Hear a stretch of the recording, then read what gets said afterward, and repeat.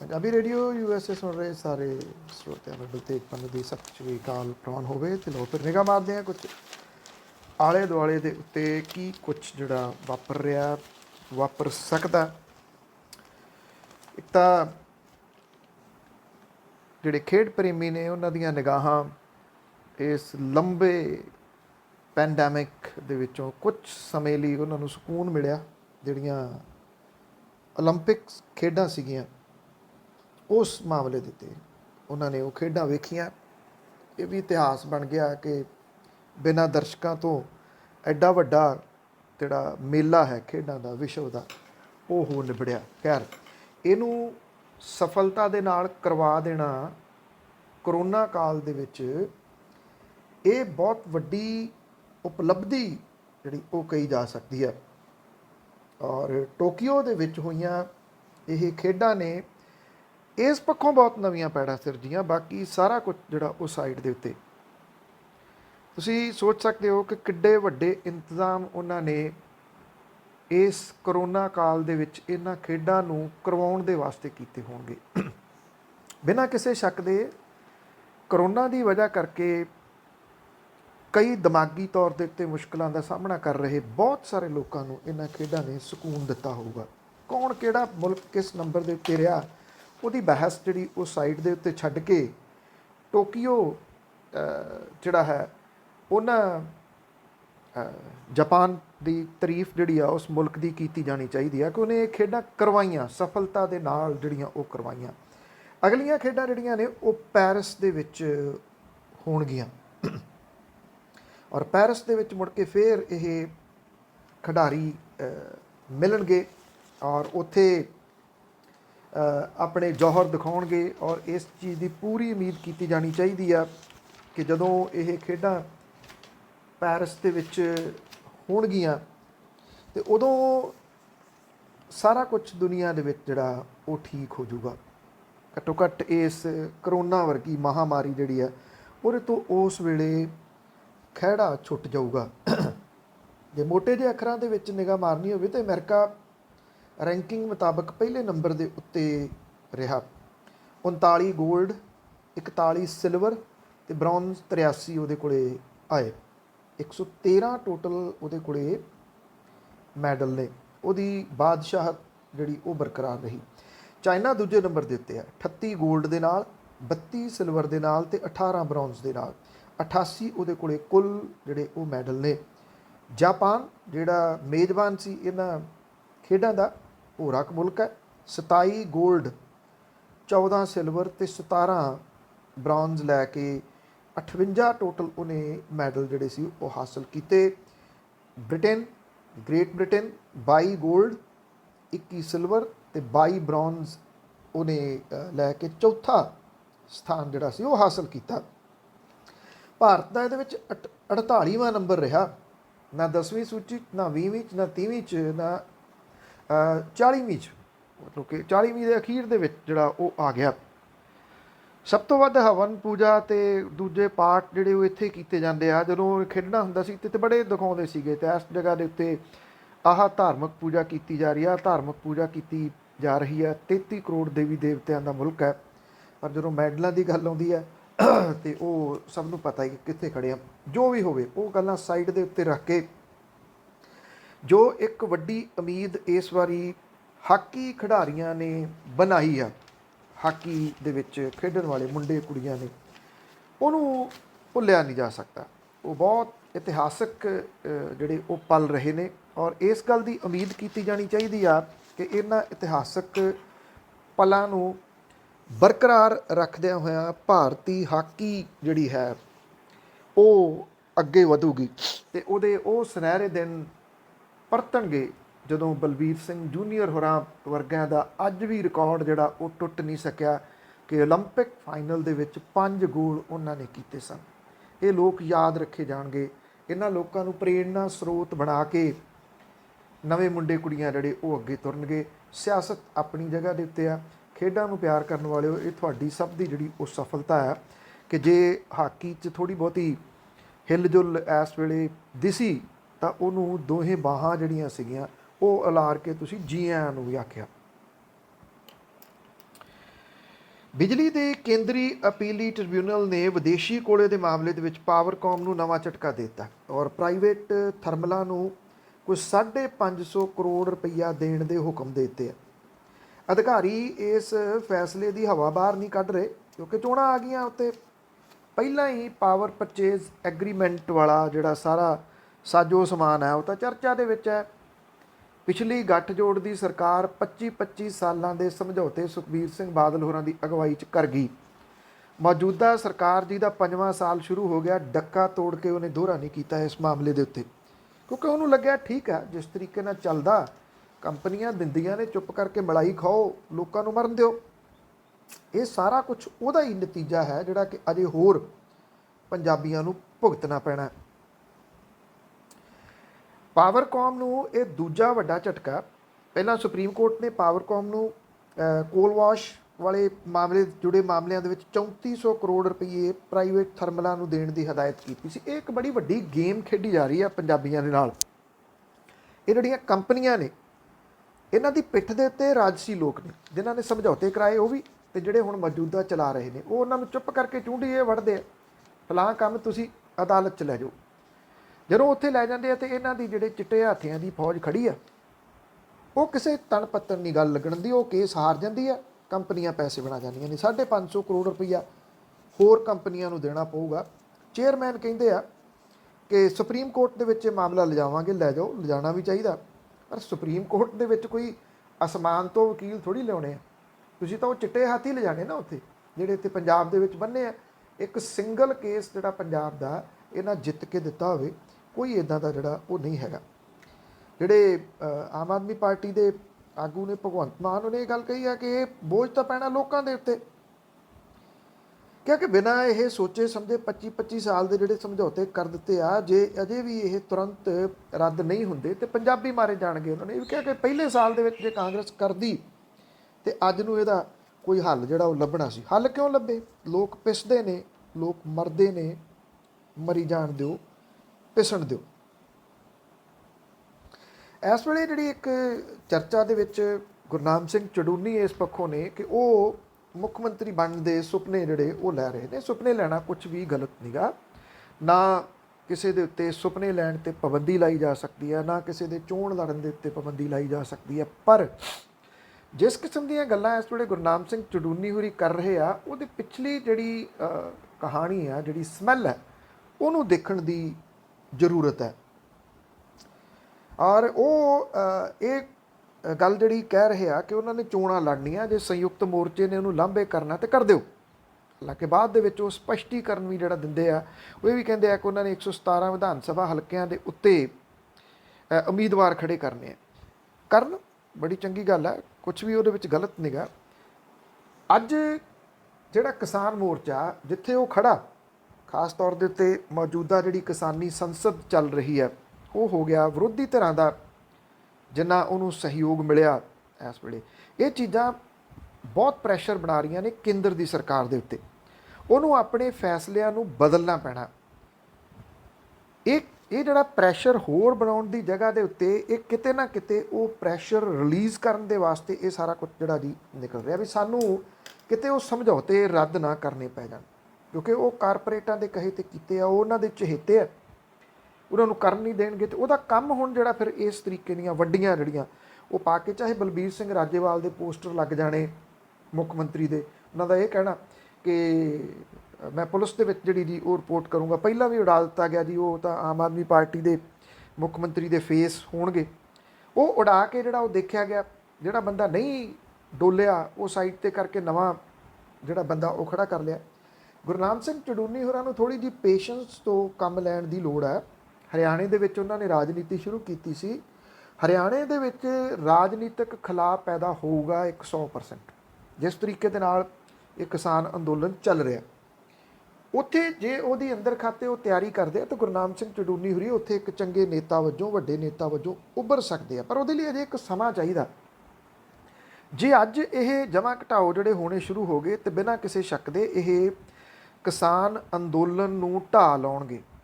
ਕੋਈ ਮੰਨੇ ਜਾਂ ਨਾ ਮੰਨੇ, ਇਹ ਕਿਸਾਨ ਅੰਦੋਲਨ ਨੂੰ ਢਾਹ ਲੱਗੂਗੀ, ਕਿਉਂਕਿ ਇਹਦੇ ਪਿੱਛੇ ਕੁਝ ਤਾਕਤਾਂ ਉਹ ਹੈ ਜਿਹੜੀਆਂ ਨਹੀਂ ਚਾਹੁੰਦੀਆਂ ਕਿ ਕਿਸਾਨ ਅੰਦੋਲਨ ਜਿਹੜਾ ਉਹ ਕਿਸੇ ਤਣ ਪੱਤਣ ਲੱਗੇ, ਇਹ ਆਪਸ ਦੇ ਵਿੱਚ ਪਾਟ ਪੂਟ ਕੇ ਸਾਰਾ ਕੁਝ ਜਿਹੜਾ ਉਹ ਖਤਮ ਹੋ ਜੇ। ਇਹ ਲਗਭਗ ਉਹ ਇਹ ਚੀਜ਼ਾਂ ਜਿਹੜੀਆਂ ਉਹ ਕਰ ਰਹੇ ਨੇ। ਪੰਜਾਬ ਦੇ ਵਿੱਚ ਇਸ ਵੇਲੇ ਕਣਕ ਘੁਟਾਲਾ ਚਰਚਿਤ ਹੈ। ਪੰਜਾਬ ਦੇ ਵਿੱਚ ਅੰਮ੍ਰਿਤਸਰ ਦੇ ਵਿੱਚ 5 ਗੋਦਾਮ ਨੇ, ਦੱਸ ਨਹੀਂ ਰਹੇ ਅਜੇ, 5 ਗੋਦਾਮ ਤਕਰੀਬਨ ਜਿਹੜੇ ਉਹ ਖਾਲੀ ਕਰ ਦਿੱਤੇ ਗਏ। ਪਹਿਲਾਂ 16 ਕਰੋੜ ਦੱਸਿਆ ਗਿਆ, ਹੁਣ 20 ਕਰੋੜ ਦੱਸਿਆ ਜਾ ਰਿਹਾ। ਅਸਲ ਦੇ ਵਿੱਚ ਜਿਹੜਾ ਇਹ ਘੁਟਾਲਾ 1000 ਕਰੋੜ ਰੁਪਈਏ ਦਾ ਸਾਹਮਣੇ ਆਵੇ ਜਾਂ ਨਾ ਆਵੇ, ਆਉਣ ਦੇਣਾ ਨਹੀਂ ਬਹੁਤਿਆਂ ਨੇ। ਔਰ ਇਹਦੇ ਵਿੱਚ ਜਿਹੜੇ ਇੱਥੋਂ ਹਲਕਾ ਘਨੌਰ ਪੈਂਦਾ ਪਟਿਆਲੇ ਦੇ ਵਿੱਚ, ਉੱਥੋਂ ਦੇ MLA ਨੇ ਮਦਨ ਲਾਲ ਜਲਾਲਪੁਰ, ਪਹਿਲਾਂ ਕਹਿੰਦੇ ਸੀ ਆ ਮੇਰਾ ਜਸਦੇਵ ਸਿੰਘ ਮੇਰਾ ਭਾਣਜਾ, ਹੁਣ ਉਹ ਇਸ ਗੱਲ ਤੋਂ ਮੁੱਕਰ ਰਹੇ ਆ, ਕਹਿੰਦੇ ਨਹੀਂ ਨਹੀਂ ਇਹ ਜਿਹੜਾ ਮੇਰਾ ਭਾਣਜਾ ਉਹ ਹੋਰ ਆ, ਇਹ ਹੋਰ ਹੈ, ਇਹ ਦੂਰੋਂ ਨੇੜਿਓਂ ਅੰਗਲੀ ਸੰਗਲੀ ਹੋ ਸਕਦੀ, ਮੇਰਾ ਸਕਾ ਭਾਣਜਾ ਨਹੀਂਗਾ। ਭਾਣਜਾ ਹੈ ਜਾਂ ਨਹੀਂ ਹੈ, ਅੰਗਲੀ ਸੰਗਲੀ ਹੈ। ਜਿਹੜਾ ਉਹਨਾਂ ਨੇ ਪ੍ਰਤੀਕਰਮ ਭੇਜਿਆ ਉਹਦੇ ਵਿੱਚ ਉਹਨਾਂ ਨੇ ਇਹ ਕਿਹਾ ਕਿ ਉਹਨਾਂ ਨੂੰ ਮੈਨੂੰ ਆਪਣੇ ਭਾਣਜੇ ਦੇ ਪੂਰੇ ਦਾ ਨਾਮ ਦਾ ਪਤਾ ਨਹੀਂ ਸੀਗਾ, ਤੇ ਮੈਂ ਪਹਿਲਾਂ ਇਹ ਪੁਸ਼ਟੀ ਕਰ ਬੈਠਾ ਵੀ ਹਾਂ ਜਸਦੇਵ ਸਿੰਘ ਮੇਰਾ ਭਾਣਜਾ ਹੀ ਹੈ। ਹੁਣ ਮੈਨੂੰ ਪਤਾ ਲੱਗਿਆ ਉਹਦਾ ਪੂਰਾ ਨਾਮ ਵੈਸੇ ਜਸਦੇਵ ਸਿੰਘ ਹੀ ਹੈ। ਪਰ ਉਹ ਕਹਿੰਦਾ ਇਹ ਵਿਧਾਇਕ ਦੀ ਦੂਰ ਦੀ ਰਿਸ਼ਤੇਦਾਰੀ ਦਾ, ਨੇੜੇ ਦਾ ਨਹੀਂ ਜਿਹੜਾ ਉਹ ਹੈਗਾ।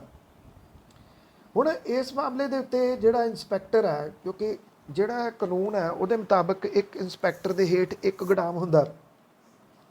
ਸਵਾਲ ਵੱਡਾ ਇਹ ਖੜਾ ਹੋ ਗਿਆ ਕਿ ਜੰਡਿਆਲਾ ਗੁਰੂ ਦੇ 8 ਗੋਦਾਮਾਂ ਦੇ ਵਿੱਚੋਂ ਜਿਹੜੀ ਇਹ ਕਣਕ ਨਿਕਲੀ ਆ, ਜਿਹੜੀ ਖੁਰਦ-ਬੁਰਦ ਕੀਤੀ ਆ, ਜਿਹੜਾ ਦੁਬਈ ਦੇ ਵਿੱਚ ਬੈਠਾ ਜਾ ਕੇ, ਉਹਦੇ ਅੰਡਰ 8 ਗੋਦਾਮ ਜਿਹੜੇ ਸੀ ਉਹ ਕਿਵੇਂ ਕਰ ਦਿੱਤੇ ਮਹਿਕਮੇ ਨੇ। ਇਹ ਇੱਥੋਂ ਹੀ ਕਹਾਣੀ ਜਿਹੜੀ ਉਹ ਸ਼ੁਰੂ ਹੋ ਜਾਂਦੀ ਹੈ। ਅਜੇ ਵੀ ਜਿਹੜੀ ਇਨਵੈਸਟੀਗੇਸ਼ਨ ਹੈ ਉਹ ਜਾਰੀ ਹੈ। 2 ਜਿਹੜੇ ਸੀਨੀਅਰ ਅਫਸਰ ਤੇ ਫੂਡ ਇੰਸਪੈਕਟਰ ਜਿਹੜੇ ਮੁਅੱਤਲ ਕੀਤੇ ਗਏ ਆ, ਇਹ ਤਾਂ ਛੋਟੇ ਨੇ, ਛੋਟੇ ਗੇਮ ਵਾਲੇ ਨੇ। ਗੇਮ ਤਾਂ ਬਹੁਤ ਵੱਡੀ ਹੈ ਇਹ। ਇਹਦੇ ਵਿੱਚ ਇੱਕ ਆਟਾ ਮਿਲ ਦਾ ਨਾਮ ਵੀ ਜਿਹੜਾ ਵੱਡੇ ਪੱਧਰ ਦੇ ਉੱਤੇ ਆ ਰਿਹਾ, ਚੁੱਕ ਕੇ ਭਿਆ ਕੇ ਸਾਰਾ ਉੱਥੋਂ ਵੇਚ ਦਿੱਤਾ। ਕਣਕ ਹੋਰ ਕਿਹੜੇ ਕੰਮ ਆਈ?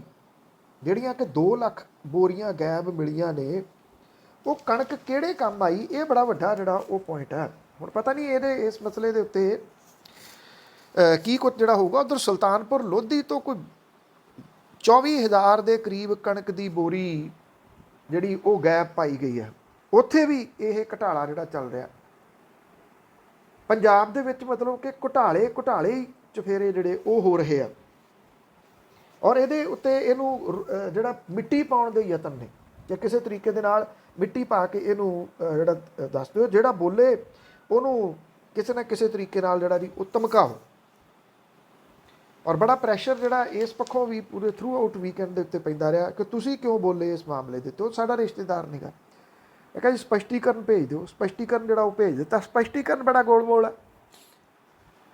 ਜਿਹੜੀ FIR ਦੇ ਵਿੱਚ ਐਡਰੈਸ ਹੈ, ਉਹ ਜਿਹੜਾ ਸਰਕਾਰੀ ਕੁਆਟਰ ਮਿਲਿਆ ਹੈ, ਉਹਦਾ ਜਿਹੜਾ ਸਪਸ਼ਟੀਕਰਨ ਭੇਜਿਆ ਗਿਆ ਉਹ ਉਹਨਾਂ ਦਾ ਨਿੱਜੀ ਜਿਹੜਾ ਘਰ ਹੈ, ਉੱਥੇ ਕੋਈ ਘਰ ਨਹੀਂ ਬਣਿਆ ਹੋਇਆ। ਮਹਿਜ਼ ਇੱਕ ਕਮਰੇ ਜਿਵੇਂ ਬਣਾ ਕੇ ਉੱਥੇ ਲਾ ਦਿੱਤੀ ਜਾਂਦੀ ਹੈ ਪਲੇਟ, ਉਹ ਲਾਈ ਹੋਈ ਹੈ। ਕੱਲ ਪੰਜਾਬ ਦੇ ਵਿੱਚ ਪਟਵਾਰੀ ਜਿਹੜਾ ਮਹਿਕਮਾ, ਉਹਦੇ ਉੱਤੇ ਭਰਤੀ ਦੀ ਪ੍ਰੀਖਿਆ ਹੋਈ ਔਰ ਬੱਸਾਂ ਲੱਦੀਆਂ ਰਹੀਆਂ। ਇੰਨੇ ਬੁਰੇ ਹਾਲਾਤ ਜਿਹੜੇ ਬਣੇ, ਜਿਹੜੇ ਕਿ ਪੰਜਾਬ ਦੀ ਬੇਰੁਜ਼ਗਾਰੀ ਦੀ ਮੂੰਹ ਬੋਲਦੀ ਤਸਵੀਰ ਸੀ। ਸਰਕਾਰ ਕਹਿੰਦੀ ਆ ਕੋਈ 2,33,000 ਲੋਕਾਂ ਨੇ ਪ੍ਰੀਖਿਆ ਦਿੱਤੀ। ਕੁਝ ਅੰਕੜੇ ਇਹ ਵੀ ਕਹਿੰਦੇ ਆ ਕਿ 11 ਲੱਖ ਦੇ ਕਰੀਬ ਐਪਲੀਕੇਸ਼ਨ ਸਰਕਾਰ ਨੇ ਵੇਚੀ। 250 ਰੁਪਏ ਦੀ ਜਿਹੜੀ ਐਪਲੀਕੇਸ਼ਨ ਸੀ ਉਹ ਰਿਜ਼ਰਵ ਕੈਟਾਗਰੀ ਲਈ, 500 ਰੁਪਏ ਦੀ ਐਪਲੀਕੇਸ਼ਨ ਜਿਹੜੀ ਸੀ ਉਹ ਜਨਰਲ ਕੈਟਾਗਰੀ ਦੀ ਸੀ। ਜੇ 11 ਲੱਖ ਵੀ ਨਹੀਂ, 5 ਲੱਖ ਵੀ ਹੋਵੇ, ਜੇ ਆਪਾਂ ਅੱਧ 'ਤੇ ਵੀ ਆ ਜਾਈਏ, 11 ਲੱਖ ਵਿਕੀ ਆ, 11 ਲੱਖ ਤੋਂ ਉੱਪਰ ਵਿਕੀ ਦੱਸੀ ਜਾਂਦੀ ਹੈ। ਅਤੇ ਉਹਨੂੰ ਫਿਰ ਤੁਸੀਂ ਜਮ੍ਹਾਂ ਘਟਾਓ ਜਿਹੜਾ ਜੀ ਉਹ ਕਰ ਲੈਣਾ। ਕਰੋੜਾਂ ਰੁਪਈਆ ਸਰਕਾਰ ਜਿਹੜੀ ਆ ਉਹ ਐਪਲੀਕੇਸ਼ਨ 'ਚੋਂ ਕਮਾ ਗਈ ਲਗਭਗ ਜਿਹੜਾ ਜੀ। ਔਰ ਕੁਝ ਥਾਵਾਂ ਦੇ ਉੱਤੇ ਬੜੀਆਂ ਮੁਸ਼ਕਿਲਾਂ ਜਿਹੜੀਆਂ ਸੀ ਉਹ ਪੇਸ਼ ਆਈਆਂ। 1-2 ਜਗ੍ਹਾ ਦੇ ਉੱਤੇ ਕਕਾਰ ਲਾਉਣ ਦੇ ਵਾਸਤੇ ਵੀ ਜਿਹੜਾ ਆਖਿਆ ਗਿਆ, ਕੜਾ ਲਾਉਣ ਦੇ ਵਾਸਤੇ ਆਖਿਆ ਗਿਆ। ਔਰ ਜਿਹੜਾ ਕੜਾ ਸੀਗਾ, ਕੜੇ ਦੇ ਉੱਤੇ ਟੇਪ ਲਾ ਦਿੱਤੀ ਕੁਝ ਥਾਵਾਂ ਦੇ ਉੱਤੇ। ਇਹ ਜਿਹੜੀਆਂ ਕੁਝ ਚੀਜ਼ਾਂ ਨੇ, ਇਹਦਾ ਪਹਿਲਾਂ ਹੋਣਾ ਜਿਹੜਾ ਦੀ ਉਹ ਚਾਹੀਦਾ ਸੀ, ਨਹੀਂ ਹੋਇਆ ਕੁਝ ਵੀ। ਯੂਥ ਅਕਾਲੀ ਦਲ ਦੇ ਆਗੂ ਰਵੀ ਮਿੱਡੂ ਖੇੜਾ ਜਿਹਦਾ ਕਤਲ ਕਰ ਦਿੱਤਾ ਗਿਆ ਮੁਹਾਲੀ ਦੇ ਵਿੱਚ, ਉਹਦਾ ਅੰਤਮ ਸੰਸਕਾਰ ਉਹਦੇ ਪਿੰਡ ਮਿੱਡੂ ਖੇੜਾ ਦੇ ਵਿੱਚ ਕੀਤਾ ਗਿਆ। ਇਹਨੇ ਗੈਂਗਸਟਰਾਂ ਦੇ ਵਿੱਚ ਹੋ ਰਹੇ ਕਤਲਾਂ ਦੇ ਬਾਰੇ ਦੇ ਵਿੱਚ ਬੜੇ ਗੰਭੀਰ ਸਵਾਲ ਜਿਹੜੇ ਆ ਉਹ ਖੜੇ ਕਰ ਦਿੱਤੇ ਆ। ਪਿਛਲੇ ਕੋਈ 15 ਕੁ ਵਰਿਆਂ ਤੋਂ ਗੈਂਗਸਟਰ ਬੜੀ ਤੇਜ਼ੀ ਦੇ ਨਾਲ ਪੰਜਾਬ ਦੇ ਵਿੱਚ ਵਧੇ, ਔਰ ਸਿਆਸੀ ਸ਼ਹਿ ਜਿਹੜੀਆਂ ਨੇ ਉਹ ਕਿਸੇ ਤੋਂ ਲੁਕੀਆਂ ਛਿਪੀਆਂ ਨਹੀਂ, ਕਿਉਂਕਿ ਇਹਦਾ ਨਾਮ ਸਿੱਧਮ ਸਿੱਧਾ ਗੈਂਗਸਟਰਾਂ ਦੇ ਨਾਲ ਜੁੜਦਾ। ਇਸੇ ਕਰਕੇ ਜਿਹੜਾ ਇੱਕ ਗੈਂਗਸਟਰ ਇਸ ਵੇਲੇ ਜੇਲ੍ਹ ਦੇ ਵਿੱਚ ਹੈ, ਲਾਰੈਂਸ ਬਿਸ਼ਨੋਈ, ਉਹਨੇ ਓਪਨਲੀ ਧਮਕੀ ਜਿਹੜੀ ਆ ਉਹ ਦਿੱਤੀ ਆ ਕਿ ਮਿੱਡੂ ਖੇੜਾ ਦੀ ਮੌਤ ਦਾ ਬਦਲਾ ਛੇਤੀ ਲੈ ਲਾਂਗੇ, ਅਸੀਂ ਗੱਲਾਂ ਨਹੀਂ ਕਰਦੇ, ਅਸੀਂ ਉਹ ਬਦਲਾ ਲੈ ਕੇ ਜਿਹੜਾ ਉਹ ਦਿਖਾਵਾਂਗੇ। ਕਿਉਂਕਿ ਰਵੀ ਮਿੱਡੂ ਖੇੜਾ ਨੂੰ ਮਾਰਨ ਦੀ ਜ਼ਿੰਮੇਵਾਰੀ ਗੈਂਗਸਟਰ ਦਵਿੰਦਰ ਬਬੀਹਾ ਗਰੁੱਪ ਨੇ ਲਈ ਹੈ। ਇਹਦੇ ਉੱਤੇ ਜਿਹੜੇ ਅਕਾਲੀ ਦਲ ਬਾਦਲ ਦੇ ਕੁਝ ਆਗੂ ਨੇ ਉਹ ਬੜੇ ਪੋਸਟਾਂ ਜਿਹੜੀਆਂ ਰੋਣ ਵਾਲੀਆਂ ਪਾ ਰਹੇ ਸੀ ਫੇਸਬੁੱਕ ਦੇ ਉੱਤੇ, ਰੋਂਦੇ ਵੀ ਉਹਦੇ ਸੀ ਰਵੀ ਮਿੱਡੂ ਖੇੜਾ ਦੇ ਮਰਡਰ ਦੇ ਉੱਤੇ। ਹੋ ਸਕਦਾ ਕਿਸੇ ਦੇ ਬਹੁਤ ਨੇੜੇ ਹੋਵੇ, ਜਿੰਨਾ ਕਿਸੇ ਦੇ ਕੋਈ ਨੇੜੇ ਹੁੰਦਾ ਉਹਨਾਂ ਉਹਨੂੰ ਦੁੱਖ ਹੁੰਦਾ। ਪਰ ਜਦੋਂ ਅਜੇ ਰਵੀ ਮਿੱਡੂ ਖੇੜਾ ਦਾ ਅੰਤਮ ਸੰਸਕਾਰ ਹੋਇਆ ਨਹੀਂ ਸੀ, ਅਕਾਲੀ ਦਲ ਬਾਦਲ ਆਪਣੇ ਉਮੀਦਵਾਰਾਂ ਦੀ 12 ਜਣਿਆਂ ਦੀ ਲਿਸਟ ਜਾਰੀ ਕਰ ਰਿਹਾ ਸੀ, ਤੇ ਇਹੀ ਲੋਕ ਜਿਹੜੇ ਕੁਝ ਘੰਟੇ ਪਹਿਲਾਂ ਰੋ ਕੇ ਪੋਸਟਾਂ ਪਾ ਰਹੇ ਸੀਗੇ ਸੋਸ਼ਲ ਮੀਡੀਆ ਦੇ ਉੱਤੇ, ਉਹ ਮੁੜ ਕੇ ਲੱਡੂ ਵੰਡਣ ਦੀਆਂ ਪੋਸਟਾਂ ਪਾ ਰਹੇ ਸੀ, ਲੱਡੂ ਵੰਡਣ ਦੀਆਂ ਵੀਡੀਓ ਪਾ ਰਹੇ ਸੀ ਕਿ ਬੜੀ ਖੁਸ਼ੀ ਹੋਈ, ਆਹ ਦੇਖੋ ਜੀ ਆਹ ਟਿਕਟਾਂ ਜਿਹੜੀਆਂ ਦਿੱਤੀਆਂ। ਹੁਣ ਲੋਕਾਂ ਨੂੰ ਇਹ ਸਮਝ ਨਹੀਂ ਆ ਰਹੀ ਵੀ ਉਹਨਾਂ ਦੀ ਪਹਿਲੀ ਵਾਲੀ ਜਿਹੜੀ ਵੀਡੀਓ ਗਲਤ ਸੀ ਜਾਂ ਦੂਸਰੀ ਵੀਡੀਓ ਸਹੀ ਸੀ, ਜਿਹਦੇ ਵਿੱਚ ਪਹਿਲੀ 'ਚ ਰੋ ਰਹੇ ਸੀ ਤੇ ਦੂਸਰੀ ਦੇ ਵਿੱਚ ਉਹ ਲੱਡੂ ਜਿਹੜਾ ਖਾ ਰਹੇ ਸੀ। ਉਧਰ ਅੰਮ੍ਰਿਤਸਰ ਦੇ ਵਿੱਚ ਜਿਹੜਾ ਗੈਂਗਸਟਰ ਰਾਣਾ ਕੰਦੋਵਾਲੀਆ ਜਿੱਥੋਂ ਇਹ ਹੋਇਆ, ਔਰ ਕੰਦੋਵਾਲੀਆ ਦੇ ਮਰਡਰ ਤੋਂ ਬਾਅਦ ਰਵੀ ਮਿੱਡੂ ਖੇੜਾ ਦਾ ਮਰਡਰ ਜਿਹੜਾ ਕੀਤਾ ਗਿਆ, ਇਹ ਕਿਹਾ ਗਿਆ ਕਿ ਉਸੇ ਸਿਲਸਿਲੇ ਦੇ ਵਿੱਚ ਗੈਂਗਵਾਰ ਦਾ ਅਗਲਾ ਪਾਰਟ ਸੀ। ਉਸ ਮਾਮਲੇ ਦੇ ਵਿੱਚ ਜਿਹੜਾ ਕੁਝ ਵਿਅਕਤੀ ਨੇ ਜਿਨ੍ਹਾਂ ਨੂੰ ਪਨਾਹ ਦੇਣ ਦੇ ਦੋਸ਼ ਦੇ ਹੇਠ ਉਹਨਾਂ ਦੇ ਉੱਤੇ ਮਾਮਲਾ ਜਿਹੜਾ ਦਰਜ ਕੀਤਾ ਗਿਆ, ਤੇ ਇਹਦੇ ਵਿੱਚ ਹਲਕਾ ਬਟਾਲਾ ਦਾ ਇੱਕ ਕਾਂਗਰਸੀ ਆਗੂ ਵੀ ਜਿਹੜਾ ਉਹ ਦੱਸਿਆ ਗਿਆ, ਜਿਹਦੇ ਉੱਤੇ ਇਹ ਮਾਮਲਾ ਦਰਜ ਕੀਤਾ ਗਿਆ। ਸੋ ਇਹ ਜਿਹੜੀ ਗੈਂਗਵਾਰ ਹੈ, ਇਹਦਾ ਅਗਲਾ ਜਿਹੜਾ ਉਹ ਸੀਨ ਕੀ ਹੁੰਦਾ, ਇਹ ਬੜਾ ਜਿਹੜਾ ਵੇਖਣ ਵਾਲਾ ਹੋਊਗਾ। ਸ਼੍ਰੋਮਣੀ ਗੁਰਦੁਆਰਾ ਪ੍ਰਬੰਧਕ ਕਮੇਟੀ ਦੇ ਵੱਲੋਂ ਜਿਹੜੀ ਗੁਰੂ ਰਾਮਦਾਸ ਸਰਾਂ ਨੂੰ ਢਾਉਣ ਦੀ ਜੁਗਤ ਬਣਾਈ ਗਈ ਆ, ਹਾਲ ਦੀ ਘੜੀ ਭਾਈਚਾਰੇ ਦੇ ਜ਼ਬਰਦਸਤ ਦਬਾਅ ਦੀ ਵਜ੍ਹਾ ਕਰਕੇ ਪੋਸਟਪੋਨ ਹੋ ਗਈ ਹੈ। ਇਹ ਤੁਹਾਡੀ ਸਭ ਦੀ ਜਿੱਤ ਹੈ ਜਿਹੜੇ ਦੁਨੀਆ ਭਰ ਦੇ ਵਿੱਚ ਬੈਠੇ ਹੋ, ਕਿਉਂਕਿ ਇੱਕ ਗੱਲ ਮੈਂ ਬਾਰ-ਬਾਰ ਇਸੇ ਪਲੇਟਫਾਰਮ ਤੋਂ ਜਿਹੜਾ ਉਹ ਕਹਿੰਦਾ ਰਿਹਾ ਕਿ ਜੇ ਹੁਣ ਤੁਸੀਂ ਨਾ ਬੋਲੇ ਤੇ ਇਹ ਢਾਹ ਕੇ ਉਹਨਾਂ ਨੇ ਸੰਗਮਰਮਰ ਥੱਪ ਦੇਣਾ। ਔਰ ਇਹ ਹੁਣ ਸ਼੍ਰੋਮਣੀ ਗੁਰਦੁਆਰਾ ਪ੍ਰਬੰਧਕ ਕਮੇਟੀ ਭਾਰੀ ਦਬਾਅ ਦੇ ਹੇਠ ਲਿਖਤੀ ਰੂਪ 'ਚ ਉਹਨੇ ਇਹ ਗੱਲ ਕਹੀ ਹੈ ਕਿ ਸਿੱਖ ਕੌਮ ਦੀਆਂ ਭਾਵਨਾਵਾਂ ਦੇ ਅਨੁਸਾਰ ਅਗਲੀ ਕਾਰਵਾਈ ਜਿਹੜੀ ਆ ਉਹ ਹੋਊਗੀ। ਇਹਦੇ ਉੱਤੇ ਨੇੜਿਓਂ ਪੀਡੀ ਨਿਗਾਹ ਰੱਖਣੀ ਪਊਗੀ, ਕਿਉਂਕਿ ਇਹਨਾਂ ਦਾ ਪਤਾ ਨਹੀਂ ਦੁਬਾਰਾ ਕਦੋਂ ਫਿਰ ਜਦੋਂ ਉਹ ਢਾਉਣ ਵਾਲੇ ਪਾਸੇ ਨੂੰ ਤੁਰ ਪੈਣ। ਇਹਦੇ ਵਿੱਚ ਬਾਕੀ ਸਾਰੀਆਂ ਗੱਲਾਂ ਜਿਹੜੀਆਂ ਉਹ ਸਾਈਡ ਦੇ ਉੱਤੇ ਕਰਕੇ ਜਿਹੜੇ ਬਲਦੇਵ ਸਿੰਘ ਵਡਾਲਾ ਨੇ ਜਿਹਨਾਂ ਸਿੱਖ ਸਦਭਾਵਨਾ ਦਲ ਬਣਾਇਆ ਹੋਇਆ, ਉਹਨਾਂ ਦੀ ਤਾਰੀਫ ਕਰਨੀ ਜ਼ਰੂਰ ਚਾਹੀਦੀ ਹੈ। ਉਹਨਾਂ ਨੇ ਇਸ ਮਸਲੇ ਨੂੰ ਸਹੀ ਸਮੇਂ ਦੇ ਉੱਤੇ ਚੁੱਕ ਲਿਆ, ਔਰ ਉਹ ਚੁੱਕਣ ਦੇ ਕਰਕੇ ਜਿਹੜਾ ਸੀਗਾ ਇਹ ਸਾਰੇ ਫੈਲ ਗਿਆ। ਔਰ ਸੋਸ਼ਲ ਮੀਡੀਆ ਦਾ ਇਹਦੇ ਵਿੱਚ ਬਹੁਤ ਵੱਡਾ ਰੋਲ ਰਿਹਾ। ਸੋਸ਼ਲ ਮੀਡੀਆ ਨੇ ਬੜਾ ਪੋਜ਼ਿਟਿਵ ਜਿਹੜਾ ਰੋਲ ਸੀਗਾ ਇਸ ਮਸਲੇ ਦੇ ਉੱਤੇ ਉਠਾਇਆ ਕਿ ਅਸੀਂ ਨਹੀਂ ਚਾਹੁੰਦੇ ਕਿ ਕਿਸੇ ਵੀ ਹਾਲਤ ਦੇ ਵਿੱਚ ਇਹ ਜਿਹੜਾ ਗੁਰੂ ਰਾਮਦਾਸ ਸਰਾਂ ਹੈ ਇਹਨੂੰ ਢਾਇਆ ਜਾਵੇ, ਔਰ ਜਿਹੜੀਆਂ ਕੁਝ ਪੁਰਾਤਨ ਬਿਲਡਿੰਗਾਂ ਮਿਲੀਆਂ ਨੇ ਉਹਨਾਂ ਨੂੰ ਖਤਮ ਨਾ ਕੀਤਾ ਜਾਵੇ, ਉਹਨਾਂ ਨੂੰ ਐਜ਼ ਇਟ ਇਜ਼ ਜਿਹੜਾ ਉਹ ਸੰਭਾਲਿਆ ਜਾਵੇ। ਸਵਾਲ ਫਿਰ ਉਹੀ ਰਹੂਗਾ ਕਿ ਇੱਥੇ ਸਾਡੇ ਵੇਸਲਾਪਣ ਬਹੁਤ ਛੇਤੀ ਆਉਂਦਾ। ਇੱਕ ਵਾਰੀ ਕੋਈ ਗੱਲ ਹੋਈ, ਉਸ ਤੋਂ ਬਾਅਦ ਅਸੀਂ ਉਹਦਾ ਜਿਹੜਾ ਅੱਗੋਂ ਫਿਰ ਜਿਹੜਾ ਜੀ ਉਹ ਨਹੀਂ ਜਾਂਦੇ ਫਰਦਰ, ਉੱਥੇ ਉਸ ਗੱਲ ਨੂੰ ਛੱਡ ਦਿੰਦੇ ਆ। ਜੇ ਕੁਝ ਬਚਿਆ ਮਾੜਾ ਮੋਟਾ ਜਿਹੜਾ ਚਾਹੇ ਉਹ ਧਾਰਮਿਕ ਤੌਰ ਦੇ ਉੱਤੇ ਬਚਿਆ, ਉਹ ਵਿਰਾਸਤੀ ਤੌਰ ਦੇ ਉੱਤੇ ਬਚਿਆ, ਉਹਨੂੰ ਬਚਾਉਣ ਦੇ ਯਤਨ ਜਿਹੜੇ ਉਹ ਕਰਦੇ ਰਹਿਣਾ ਚਾਹੀਦਾ ਹੈ, ਕਿਉਂਕਿ ਨਹੀਂ ਤਾਂ ਅਦਰਵਾਈਜ਼ ਤੁਹਾਡੇ ਕੋਲੇ ਕੁਝ ਵੀ ਨਹੀਂ ਹੋਊਗਾ ਆਪਣੀਆਂ ਅਗਲੀਆਂ ਜਨਰੇਸ਼ਨ ਦੱਸਣ ਦੇ ਵਾਸਤੇ। ਇਹ ਥੋੜ੍ਹੀ ਉਹ ਜਿਹੜੀਆਂ ਨਵੀਆਂ ਜਨਰੇਸ਼ਨ ਕਰੂਗਾ ਹਾਂ ਆਹ ਇੱਟਾਂ ਤਾਂ ਜਿਹੜੀਆਂ ਸੀਗੀਆਂ ਇਹ 2018 ਦੀਆਂ ਬਣੀਆਂ ਹੋਈਆਂ ਨੇ, ਹਰ ਇੱਕ ਚੀਜ਼ ਤਾਂ ਪਤਾ ਇਹ 2002 ਦੀਆਂ ਬਣੀਆਂ ਨੇ, 2001 ਦੀ ਬਣੀ ਆ। ਉਹ ਸਾਰਾ ਕੁਝ ਉਹਦੇ ਵਿੱਚੋਂ ਲੱਭ ਲੈਣਗੇ। ਉਹ ਸਵਾਲੀਆ ਚਿੰਨ੍ਹ ਖੜੇ ਕਰਨਗੇ ਤੁਹਾਡੇ ਕੋਲੇ ਪੁਰਾਤਨ ਰੂਪ ਦੇ ਵਿੱਚ ਕੀ ਹੈ, ਪੁਰਾਣਾ ਤੁਹਾਡੇ ਕੋਲੇ ਕੀ ਹੈ, ਜਿਹਦੇ ਤੋਂ ਇਹ ਪਤਾ ਲੱਗ ਸਕੇ ਕਿ ਇਹ ਬਿਲਡਿੰਗਾਂ ਜਿਹੜੀਆਂ ਉਹ ਪੁਰਾਤਨ ਨੇ। ਅੱਜ ਪੁਰਾਤਨ ਬਿਲਡਿੰਗਾਂ ਜਿਹੜੀਆਂ ਨੇ, ਵਿਰਾਸਤੀ ਬਿਲਡਿੰਗਾਂ ਜਿਹੜੀਆਂ ਨੇ, ਉਹਨਾਂ ਨੂੰ ਸੰਭਾਲ ਕੇ ਕਿੰਨੇ ਸੂਬੇ ਉਹਦੇ ਤੋਂ ਰੋਟੀ ਖਾ ਰਹੇ ਆ। ਚਲੋ ਇਹਦੇ ਨਾਲ ਉਹ ਤਾਂ ਨਹੀਂ ਜੁੜਿਆ ਜਾ ਸਕਦਾ ਕਿ ਤੁਸੀਂ ਉਹਨੂੰ ਵਿਜ਼ਟਰ ਪਲੇਸ ਜਿਹੜਾ ਜੀ ਉਹ ਬਣਾਉਣਾ, ਪਰ ਇੱਕ ਸਾਡੇ ਬਹੁਤ ਸਾਰੀਆਂ ਚੀਜ਼ਾਂ ਉਹਦੇ ਨਾਲ ਜੁੜੀਆਂ ਹੋਈਆਂ ਨੇ, ਉਹ ਬਚਣੀਆਂ ਚਾਹੀਦੀਆਂ ਨੇ। ਜੇ ਹਾਲ ਦੀ ਘੜੀ ਸ਼੍ਰੋਮਣੀ ਗੁਰਦੁਆਰਾ ਪ੍ਰਬੰਧਕ ਕਮੇਟੀ ਨੇ ਲਿਖ ਕੇ ਦੇ ਦਿੱਤਾ ਕਿ ਇਹ ਗੁਰੂ ਰਾਮਦਾਸ ਤਰ੍ਹਾਂ ਢਾਈ ਨਹੀਂ ਜਾਊਗੀ, ਤੇ ਘੱਟੋ ਘੱਟ ਥੋੜੀ ਜਿਹੀ ਤਸੱਲੀ ਵਾਲੀ ਗੱਲ ਇਹ ਜ਼ਰੂਰ ਹੈ। ਬਹੁਤ ਬਹੁਤ ਧੰਨਵਾਦ। ਮੇਰੀ ਤੁਹਾਡੀ ਮੁਲਾਕਾਤ ਕੱਲ ਦੁਬਾਰਾ ਹੋਊਗੀ, ਤਦ ਤੱਕ ਲਈ ਇਜਾਜ਼ਤ ਦਿਓ। ਸਤਿ ਸ਼੍ਰੀ ਅਕਾਲ।